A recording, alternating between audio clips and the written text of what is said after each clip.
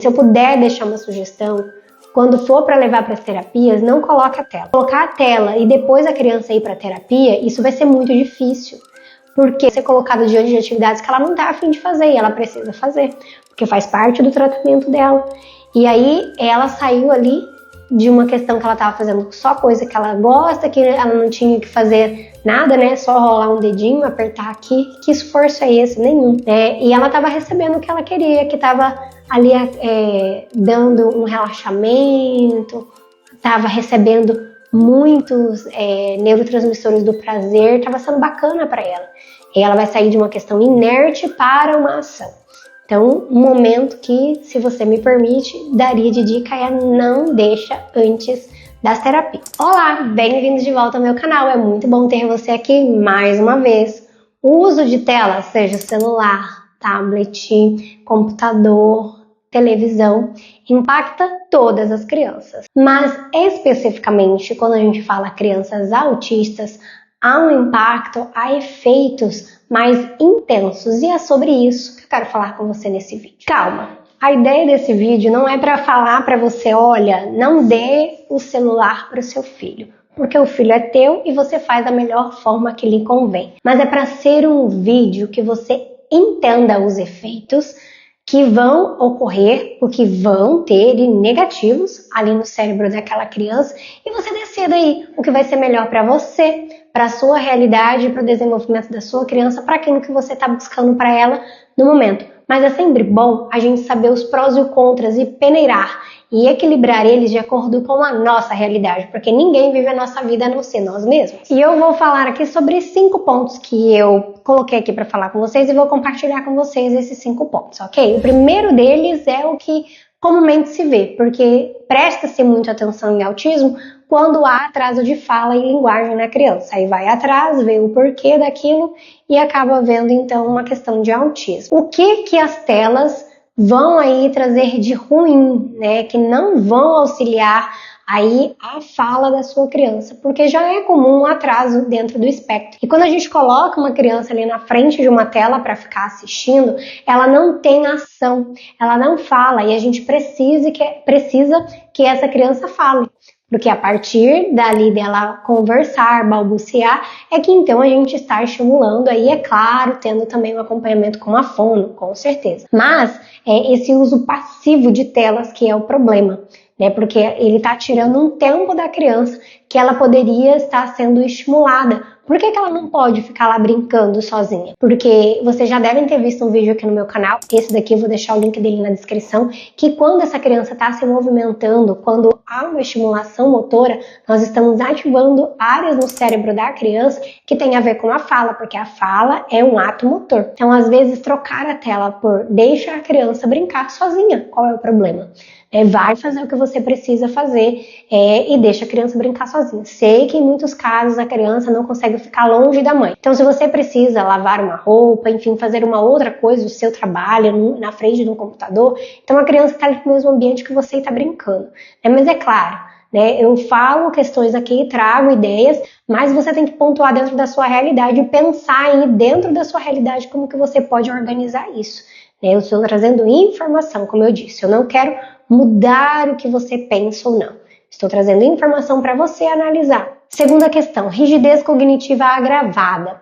O conteúdo das telas ele é altamente repetitivo e previsível, o que pode reforçar padrões rígidos de pensamento e comportamento. Algumas crianças desenvolvem apego obsessivo a vídeos específicos, por exemplo, vinhetas, aberturas, letras, dificultando a flexibilidade. Então, as telas elas foram feitas para fazer com que a gente fique presa.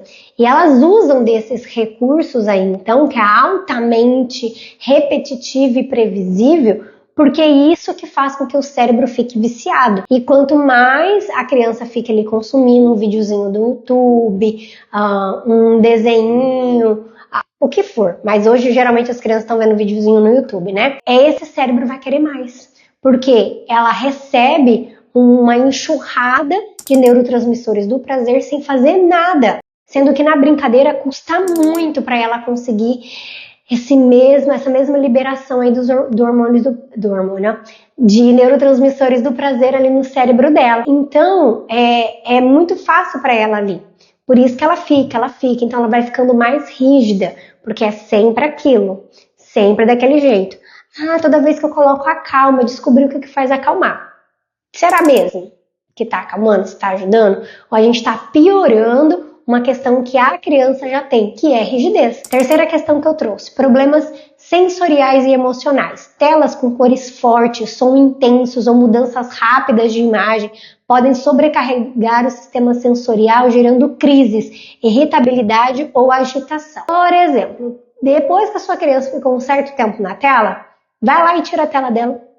Aí você vai ver o comportamento dessa criança, porque essa criança foi sugada pelas informações sensoriais que tinha ali, tudo acontecendo rápido demais, cores intensas, som, fala, tudo ao mesmo tempo, muita estimulação ao mesmo tempo. E você arranca. O cérebro dessa criança entra em parafuso, porque ele tá viciado, tá acostumado a ter aquilo é prazeroso para ele. Vai haver o quê? A irritabilidade, crises, a agitação dessa criança. Alternativamente, podem se tornar uma forma de isolamento sensorial com a criança, entrando no vídeo e se desligando do ambiente ao redor. A criança autista já tem essa característica de fazer isso, certo? Ela é uma criança que não se envolve tanto ali com as outras crianças. É claro que isso muda de criança para criança, porque é um espectro. Mas, em geral, nós vemos que as crianças preferem ficar mais ali no cantinho. E quando a gente faz isso, coloca ela na frente de uma tela, ela vai ficar exatamente isso ali, no mundinho dela, mais isolada do que ela já está. Quarta questão, prejuízo no brincar e na exploração. Crianças autistas já podem ter dificuldades para brincar de forma simbólica ou espontânea. Então, geralmente, quando a criança pega um brinquedo, a bola, que a gente espera que ela chutaria, jogasse, elas ficam ali sentadas, às vezes, rodando aquela bola, ou vendo ela quicar, aí pega e joga de novo e vê ela quicando. Elas não brincam ali de uma forma espontânea, de uma forma funcional. Já tem essa dificuldade. E a tela pode sim trazer mais prejuízo, porque fez esse corpo ficar inerte, perdeu aquele momento, sendo que poderia estar se movimentando, tendo experiências ricas motoras, mas está num corpo inerte. O uso excessivo de tela tira tempo de brincadeiras motoras, sensoriais e de interação, fundamentais para o desenvolvimento. Quando a gente pensa no espectro, a gente quer o quê? Estímulo, estímulo, estímulo, e ele não acontece somente nas terapias. Ai, Keila, qual é o problema de deixar na tela? Ele já faz estimulação lá nas terapias, mas a casa precisa ser a extensão disso. Na casa também a criança precisa, sabe por quê? Porque lá na terapia a gente estimula, mas a gente espera que aquilo seja colocado em prática na vida diária dessa criança. Só assim a gente pode falar que realmente ela aprendeu aquilo, porque aquilo tem que sair da terapia para a vida real, para o dia a dia da criança.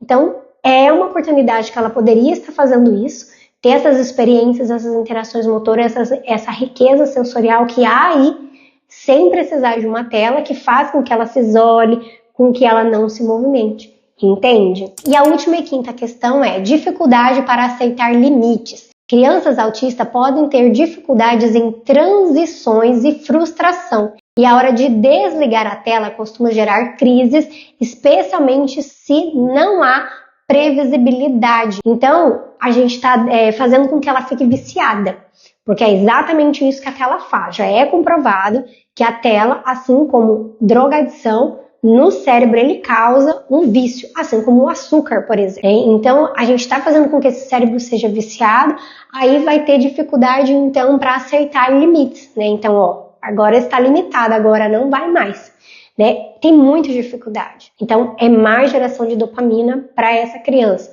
Então, são coisas que vocês precisam saber que no cérebro das crianças autistas impacta muito. Credo, Keila, só tem malefício? Não, eu listei aqui 3 coisas que podem ser bons, né? Usado dentro como uma ferramenta. A primeira questão é uma ferramenta visual para compreensão.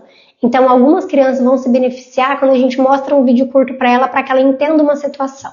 Né? Então, eu preciso que ela entenda uma rotina, uma emoção, uma ação. Então, eu vou trazer ali uma imagem, vou trazer um vídeo, para que seja mais fácil dela entender. Segunda questão, uma tecnologia assistiva. Em alguns casos, aplicativos com recursos de comunicação aumentativa, como PECs digitais, pictogramas ou TTS, podem auxiliar na expressão de necessidades. Então, a tecnologia tem um uso bacana e eles são só para isso. Eles não servem para ver videozinho, para mais nada. Serve para ter essas ferramentas aí de comunicação. Então, é uma coisa que a tecnologia está ajudando muito e isso auxilia demais, porque muitas crianças têm uma questão de desregulação por conta de não conseguir se comunicar, de não conseguir falar o que está querendo. Então, eles auxiliam nesse momento. E uma terceira questão que eu trouxe são vídeos com conteúdo terapêutico.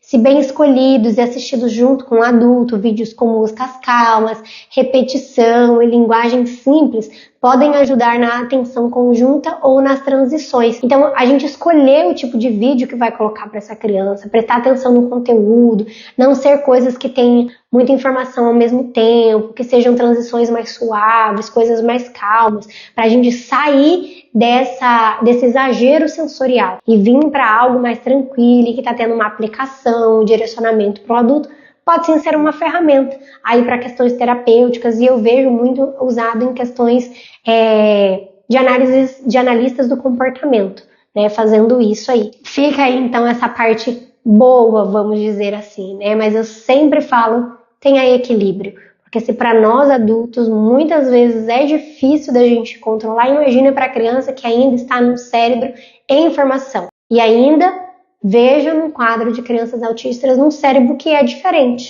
que tem todas uma dificuldade ali naquele cérebro. Então, se tela é uma coisa real na sua vida, tem algumas recomendações para você. Limite o tempo, que seja um conteúdo que você sabe o que é, que você já viu antes, você sabe o que é aquilo, não deixa a criança ter liberdade ali, Tem formas de estar vendo ali vídeo e você conseguir travar para que no tocar da tela a criança não consiga ficar passando, pulando, então presta atenção. Use times, tempo, para falar para essa criança por quanto tempo que ela vai poder ficar ali. Que mais que eu notei aqui? Use a tela como uma ferramenta e não como uma babá, Porque às vezes a gente até tem gente que fala também que usa como uma chupeta eletrônica. Então é para calar a criança, E aí lembra que a gente falou que a gente está falando de crianças que têm dificuldade na fala, na parte motora, na parte de comunicação, na parte de linguagem, Então a gente tem que tomar cuidado com isso, porque é um mal real para essas crianças. Então aí para a gente usar como um apoio e não como um substituto de um adulto, Fica aí essas sugestões para você pensar, reavaliar diante da sua realidade. Eu espero que esse vídeo tenha sido informativo e não que você se sinta obrigada a, E a minha ideia aqui no meu canal é trazer informação para você ficar sabendo e você ver o que você vai fazer a partir disso. Eu te aguardo então no próximo vídeo do meu canal. Tchau!